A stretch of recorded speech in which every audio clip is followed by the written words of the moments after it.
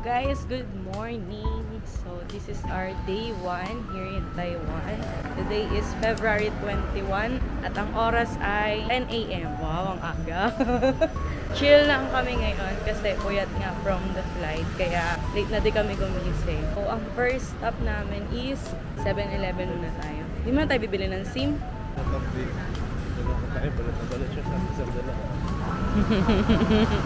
So OOTD check, balot na balot nga kami.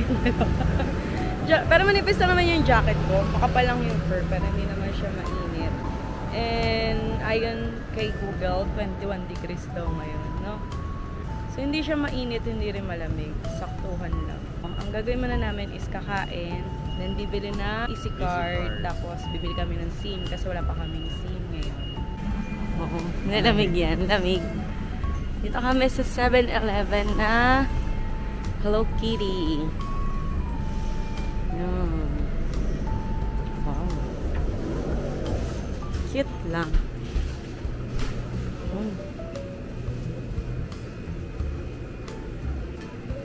Ay, gusto ni Mira to. Pero may picturean mo, send mo sa kanya. Ito oh. Paano kayo sisend? Wala mga tayo tablet. Na-picturean mo. Send natin kayo. 189. Ah, mura na. Ano kaya laman? 189. 189 NTD. Tapos may mga stuff toy. Ang cute. Gusto ko mag-picture dito.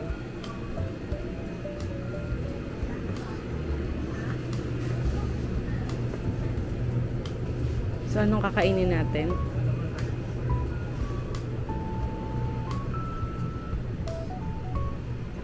Ang card sa harap, Chan. Ito yung kinakain ni JMO. Diba? Ito yun. Yan. Favorite ni JM Bangkisyo. 45 NTD. Yan. May mga chocolates. And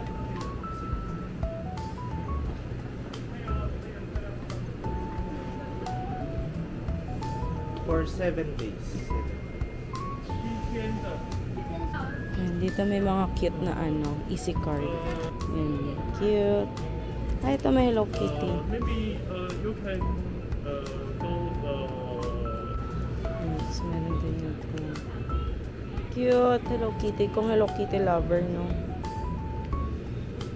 Kasi hindi ako Hello Kitty lover. Si Marge, matutuwa dito si Marge. Ay, ito, ang cute. Gusto ko to. Ito, oh, Taiwan. Bubble tea. Ay, meron din naman pala siyang mga hindi Hello Kitty. Ayan. Ito, ano ba to? Ay, Doraemon. Uy, gusto ko nga yan. Wait lang. Naghahanap ako eh. Cute naman ito. Puro Hello Kitty kasi eh.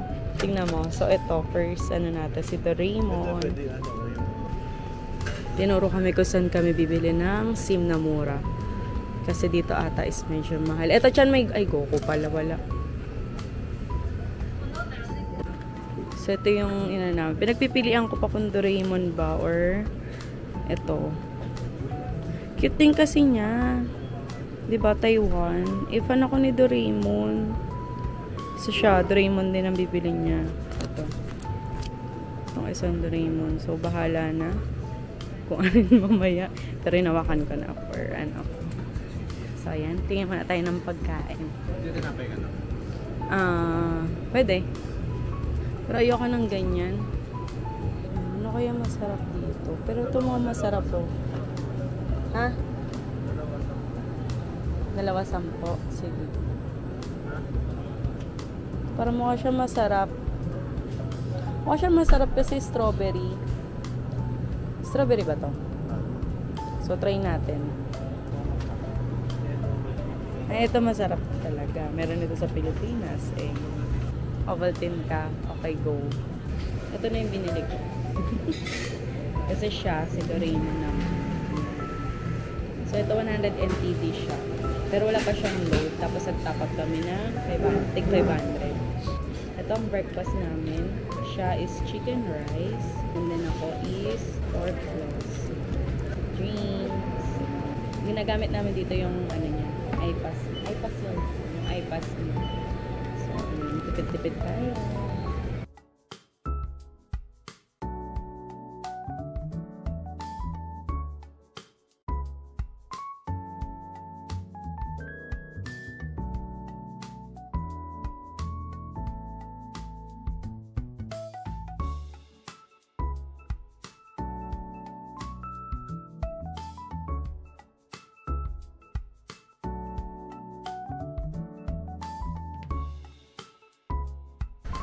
Basta kami kumain. So, shoutout pala doon sa cashier ng 7-Eleven dito sa Simending area. Doon sa may 7-Eleven na may Hello Kitty. Ang bait niya, grabe. Yung kahit hirap na hirap siya mag-English, talagang inassist niya kami kung paano, kung saan kami makakabili ng murang SIM. May nagbigay siya ng mapa eh, no? Kasi, ayan, nagsulat pa siya, tapos Google Translate siya, gano'n, galing. Bait niya. Pogi mo din, kuya.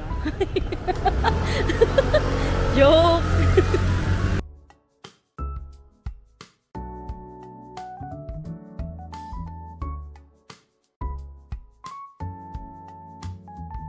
Yun, medyo mainit nga siya.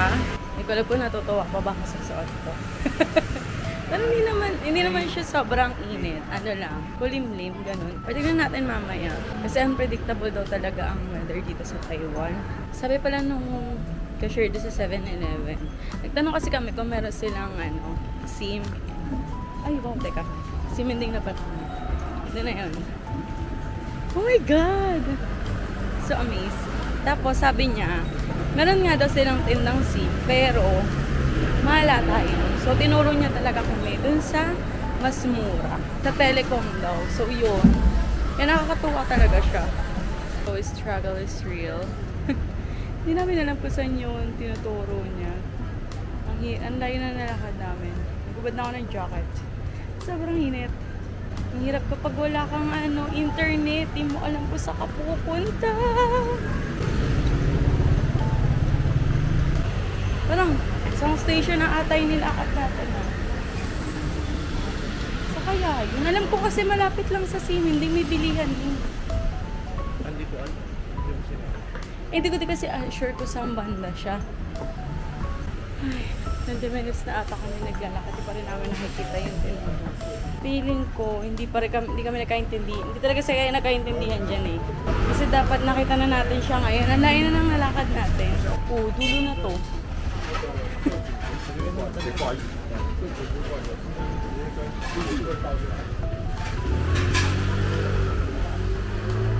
Wala na.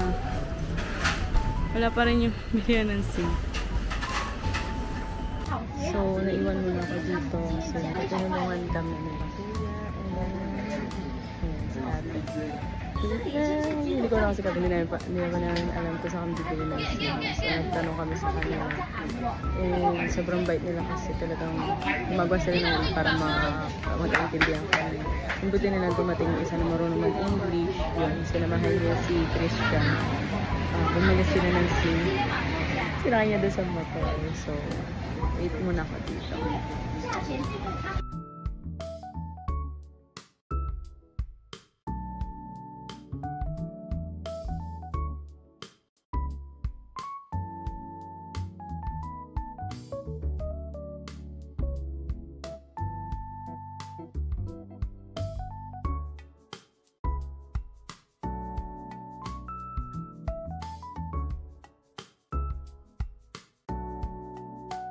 Hello guys, dito ako ngayon, bibili ko SIM card. Hello, good morning. I'll buy SIM card. No. No SIM card. Okay.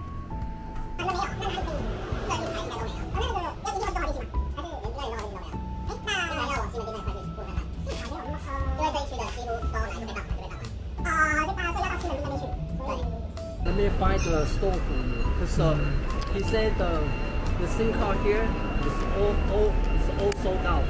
Okay. Lahat daw ng SIM dito is sold out na daw. Dito sa yan, tsaka dito.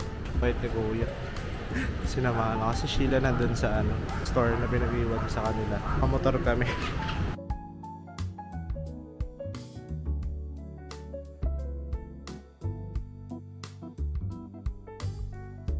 So ayun guys, kain na, napakalayo na nilakad namin. Hindi namin nakita to, yung telekom na to, hayop na yan. Napakalapit lang pala niya sa hotel namin. Alam ko malapit siya. Tapos si Sheila naiwan doon, yung sa dulo, yung nilakad namin. Tapos sabi ko, kung if okay doon sa nagda-drive kanina, susundin niya si Sheila papunta dito. Eh wala rin kasi wala rin internet. Kaya hintay ko lang siya dito na ihatid ulit na nag-drive sa akin. Sobrang bait niya. Tapos ito dito, 12 o'clock pa daw kasi yung pinakamaagang bukas. So hihintayin namin mag-12 para makabili kami ng SIM. Do kasi sa 7-Eleven may SIM daw pero sobrang mahal daw doon. Eh sinuggest dito lang bumili para mas mura. Sobrang bait niya. Ang dami namin pinuntahan kanina. Pero at least natupad yung yung gusto ko magmotor pero angkas lang.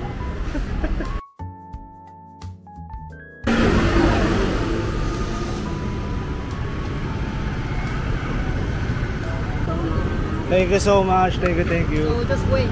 I will wait. We will wait. Thank you so much. Thank you. Layo pa niya. Ano ang layo? Gago, doon tayo galing. Hindi natin doon nakita. Shoot ako. Pero ang bait niya. Dami namin inikutan. Okay pa lang tagay niyo. Ang bait niya. Sobra. Oo, babayaran ba natin siya or what? Hindi. Hindi siya nag-provide para baka mag-offline siya pa pag binayaran. Ako doon free wifi, so nag-ano na ako. Tapos sabi niya, hello. Hindi ko siya masyado narinig. Sabi ko, ay, yes. Sabi ko, nasaan ka? Bisip ka, nasaan ka? Tapos sabi niya, 12 pa nga daw open, so nag-aantay ka daw dito. Kaya, dadali niya na lang daw ako doon. Ako kanina ka, parang syempre may trust issue pa din yung ginagawa ko. Pero, ang bait nila. Na-amaze ako. Bait na mga Taiwanese guys. Napaka-ano nila, friend. Tsaka sabi niya, alam ko daw papunta. Alam ko daw pabalik. Sabi ko, I know, galing hinatid pa nila kami. Nilagpasan na sabi ko yes. Sabi ko, sabi ko, hintay ko magbukas ng 12. Tapos sabihin sa'yo, pumunta na lang dito. Sabi niya, alam mo daw ba papunta dito? Sabi ko, hindi. Sabi niya, kaya I'll get help here. Sabi ko, bye. Ano na pala, nadaanan na pala namin siya. Ito nalagpasan lang. Kasi nakatingin tayo dun sa kabilang side. Sabi kasi sa kabilang side daw dito. Hindi ako naman dito ako tinitingin. Kasi nakasara kasi siya eh. Kaya hindi ko siya na So, 30 minutes na lang. Pero at least, naka-experience tayo ng gano'n. Diba sabi ko gusto ko mag-motor sa Taiwan? Pero Sa mag-motor ako, ang kasala. Saan talaga ako, ang bait nila. Parang sa lahat ng out of the country natin. Dito yung na-experience ko yung mababait yung mga tao. Kasi sa 7-Eleven lang. Kala ko nga parang sasungitan tayo kasi hindi. Hirap lang minsan sa communication talaga. Ang naisip ko nga, kanina na magtatanong ka pa kasungitan ka kasi lalo na pag English, hindi naman sila marunong. Minsan umiiwas sila pag ganun, di ba? Pero hindi, Google Translate talaga sila para lang magkaintindihan. Sila yung may internet eh. Kami hindi kami makapag-Google Translate kasi wala kami internet. Nakakatawa. Inalok pa ako ng tubig nung lalaki. Sabi niya, water daw. Sabi ko, no, thank you, I'm okay. Sabi ko, thank you. Tapos sabi niya, you're welcome. Sana may available na SIM. May napunta kami dalawa. So sold out daw yung mga SIM card doon. Ako ko sana ito meron. Maganda lang mga SIM. Wala kami itinerary ngayon. Talagang free yung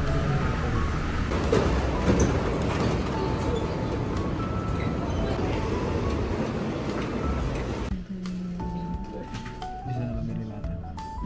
Magkano? Free? Anong free, boys? Ang tawag. 1 bis. Passport dyan.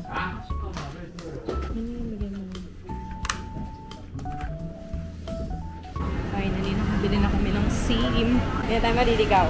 So, nabili namin siya for 800 NTD for 7 days na. And unlimited yung data niya. Pero yung sa roaming or sharing ng data, 7 gig per day lang. 7 gig per day o 7 gig for whole? 7 gig for 7 days. Ah, 7 gig for 7 days. Kulang yun. Hindi, so... Sobrang na ba? Sige, let's see. Tingnan natin. May wifi naman sa hotel, kaya okay na din. Ito na kami sa Rainbow.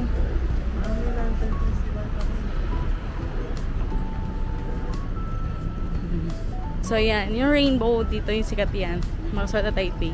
Dito lang yan sa Siemens Station. Wait, picture lang kami. Yan yung sikat dito sa Taiwan na Rainbow Kinemerut. Rainbow pedestrian. Rainbow Pedestrian na may nakasuot na Taipei. Dito lang yan sa Siemens Station. So dito na rin kami sasakay.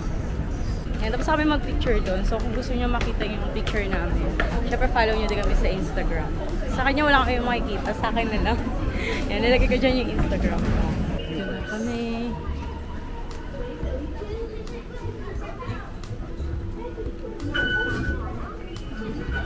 Sure ka ba dito? Sure yan. Ayan. Dito kami sa Songshan Shenzhen Line.